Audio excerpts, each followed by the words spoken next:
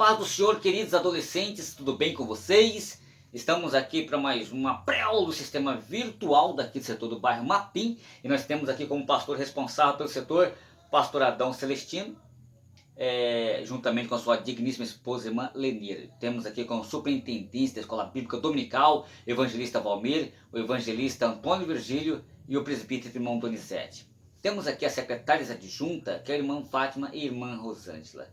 Eu sou o seu professor de hoje sempre, Claudine Santos, e nós vamos estudar agora, nesse domingo agora que vem, o Evangelho de Mateus, beleza? Juvenis.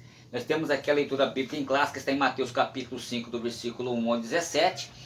Esta aula vai ser bastante resumida. Vou citar algumas referências bíblicas, você já passa a mão na caneta, no papel, para fazer as anotações. O tópico número 1 aqui, o Evangelho do Rei. O tópico número 2, o cumprimento de profecias.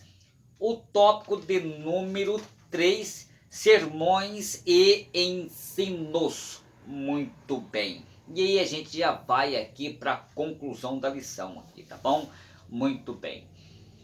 Eu vou fazer aqui um resumo dessa lição aqui, para que nós podemos chegar a um dominador comum, tá certo? Então veja bem, queridos, o Evangelho de Mateus é o primeiro livro do Novo Testamento, e ele era o principal evangelho utilizado pela igreja primitiva através do Evangelho de Mateus.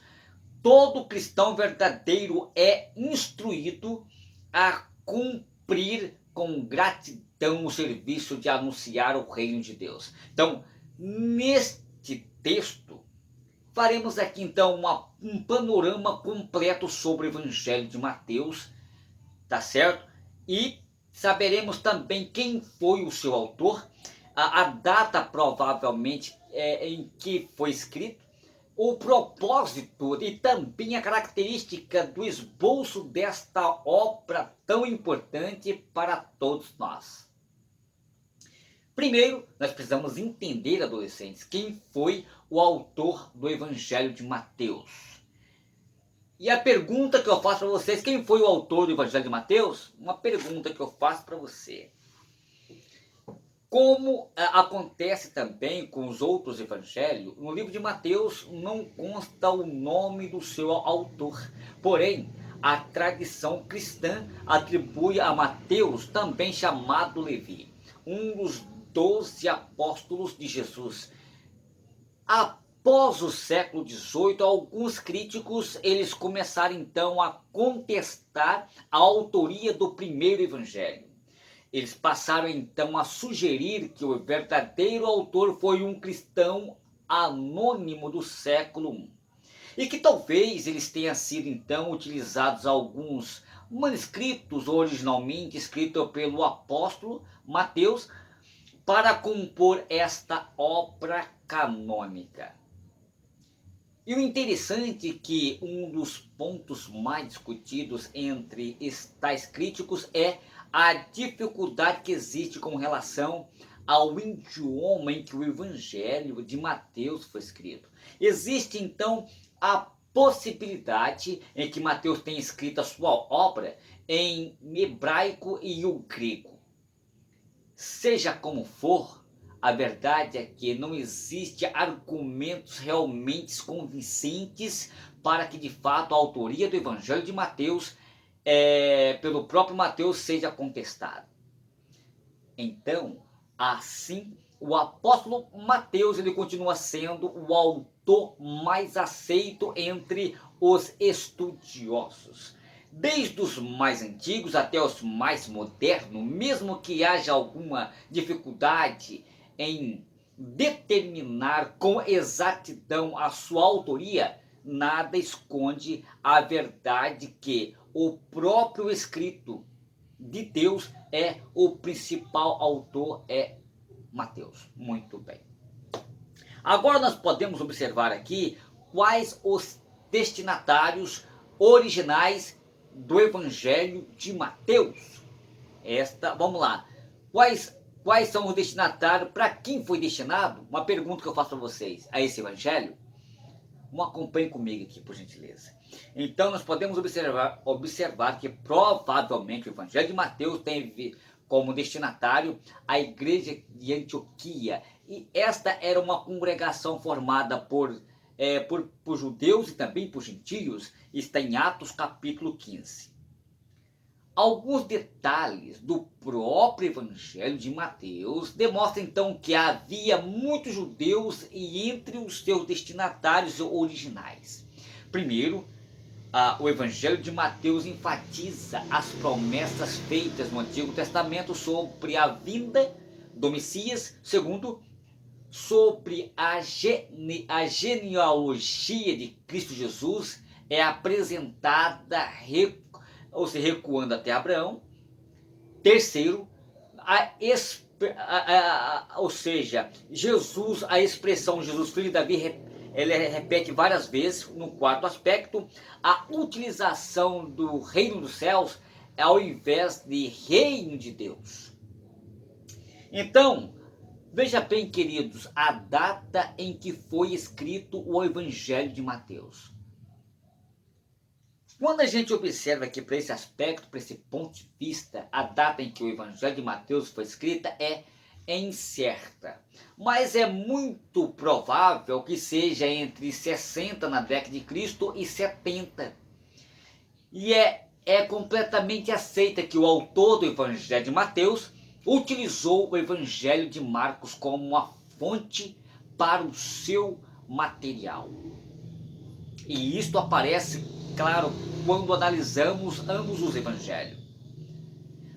Dos 601 versículos de Marcos, como 606 possui paralelos no Evangelho de Mateus. Então, é possível que Marcos tenha escrito o seu livro em Roma, quando estava então, ou seja, associado com o apóstolo Pedro, considerando que a obra de Marcos foi utilizada como fonte para Mateus. Então, uma data provável para este evangelho ter sido escrito é por volta 64 na década de Cristo, e também ou seja, que teve uma similaridade com a história de Marcos. Muito bem. Então nós vemos aqui então algumas características e o resumo e o propósito do Evangelho de Mateus.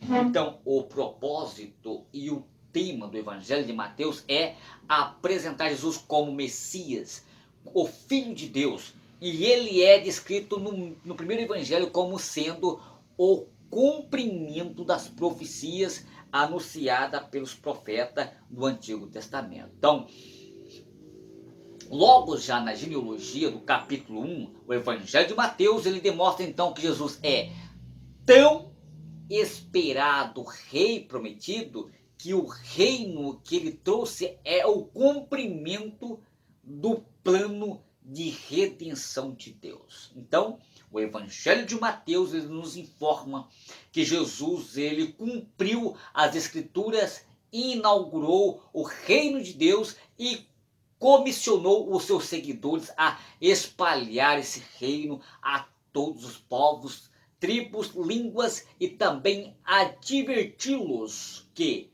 a tarefa do evangelizar seria acompanhada de aflições e perseguições, mas também avisou também que sempre estaria com eles e que são seus. E que sempre estaria com aqueles que são seus, que é a igreja. Por fim, ele prometeu que um dia retornará e o reino de Deus alcançará a sua plena realização. Então, com o arranjo sistemático aqui, nós podemos observar, queridos, que o autor do primeiro evangelho traz uma característica, uma categorização, que é a palavra correta, de organização dos temas de forma impecável. Tá certo? Assim, então, Mateus, ele nos proporciona também experiência maravilhosa de lermos os relatos do mistério de Cristo Jesus e descrito por volta das testemunhas oculares e o próprio também apóstolo Mateus. Que coisa maravilhosa, né? Muito bem. E aqui nós vemos aqui o esboço do Evangelho de Mateus e já findo a minha participação aqui nessa lição muito resumida. Então, o prólogo do capítulo 1 em diante contém então a genealogia e o nascimento de Jesus e dados da sua infância e juventude. Viu, adolescente? Olha que coisa boa. Então, segundo, a vinda do reino dos céus. Capítulo 3, do versículo em diante, como João Batista anunciou que Jesus é o Messias, que traz o reino dos céus, e também lemos sobre tentações de Jesus e o grande sermão da montanha. Em terceiro aspecto, a obra do reino dos céus, capítulo 8, e esta sessão relata muitos milagres de Jesus e também mostra a missão do reino. No quarto aspecto, aqui nós vemos aqui a natureza do reino dos céus, no capítulo 11. Jesus explicou a verdadeira natureza do seu reino e também ele mostrou que não só tratava de um reino conforme as expectativas populares. As parábolas de Jesus registradas no capítulo 13 mostram-nos claramente esta verdade. No quinto aspecto, a autoridade do reino dos céus no capítulo 14. Mais uma vez, os milagres realizados por Jesus apontam para a sua autoridade como Messias. No sexto aspecto, a mudança do reino dos céus no capítulo 19, nesta sessão, Jesus então denunciou a hipocrisia dos religiosos judeus e também ensinou sobre as grandes mudanças que o seu reino promove. E nesta sessão também está registrado o sermão profético de Jesus. No sétimo, a paixão e a ressurreição de Cristo, no capítulo 26, certo? Como também do capítulo 28, capítulo 26, verso 1, como também no capítulo 28, do verso 20. E esta sessão relata também com detalhe as aflições às quais Jesus foi submetido. Assim, ele é apresentado como rei submetido. Assim, ele é rei apresentado como um rei vitorioso e que ressuscitou. Antes da ascensão aos céus, Jesus também comissionou seus discípulos a pregar o evangelho por todo o mundo. Que coisa maravilhosa, né? Então, adolescentes, esta é uma das características importantes do livro de Mateus. Terminando essa lição falando sobre aqui as curiosidades do livro de Mateus. Primeiro, entre os evangelhos, o Evangelho de Mateus é o que mais possui estilo judaico. Segundo, era o evangelho mais utilizado pela igreja primitiva, principalmente para o discipulado. Terceiro aspecto, é o evangelho que mais cita a frase para que se cumprisse o que fora dito. É o evangelho que mais cita a frase para que se cumprisse o que fora dito. Em quarto aspecto, a palavra reino é encontrada 56 vezes no Evangelho de Mateus, com a expressão reino dos céus só encontrada nesse Evangelho. Em quinto aspecto, é o Evangelho que mais apresentou Jesus como reino dos judeus. Sexto aspecto, os 5 sermões principais encontrados no Evangelho de Mateus: Sermão do Monte, Instruções aos 12, a parábola do reino, a comunidade cristã, e que trata então do caráter do verdadeiro seguidor do Senhor. E o sermão escatológico de Jesus contém os textos mais completos entre os evangelhos sobre o ensino de Jesus.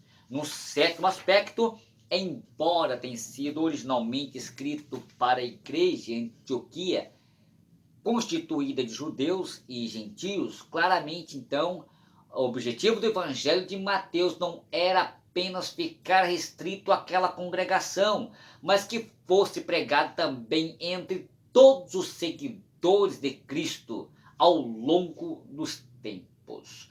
Muito bem, vamos questionar o professor aqui na sala de aula e fico com essa aula muito resumida, adolescente, e vai um abraço, amigo, hoje e sempre, Claudine Santos.